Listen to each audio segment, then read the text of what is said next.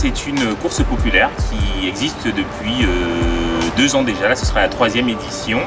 qui a pour objectif et ambition de faire courir toutes les catégories de sportifs rennais. C'est un événement tout public avec une course de 10 km, une marche nordique qui est un sport très en vogue également. Il y a une course famille qui permet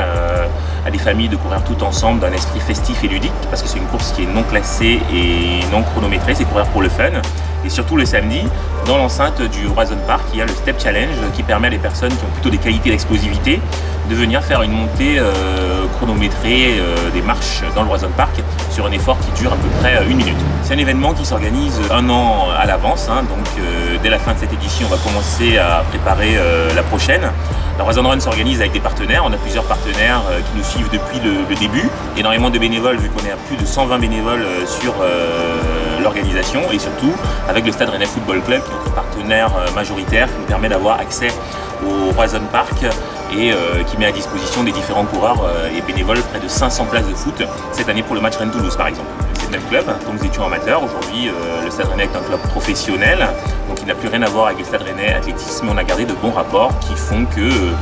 le Stade Rennais permet à la petite association qu'on est de développer l'événementiel et d'avoir des revenus complémentaires qui nous permettent de continuer à faire vivre notre projet associatif. Un rôle prépondérant notamment pour tout ce qui va être matériel, carte podium, etc., organisation,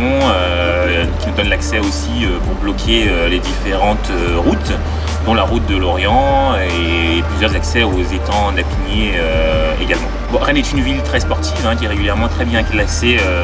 au classement des villes sportives en France. Plutôt axé sport pour tous que sport de haut niveau, quoiqu'à haut niveau, nous au Stade Rennais Athlétisme, on a plusieurs athlètes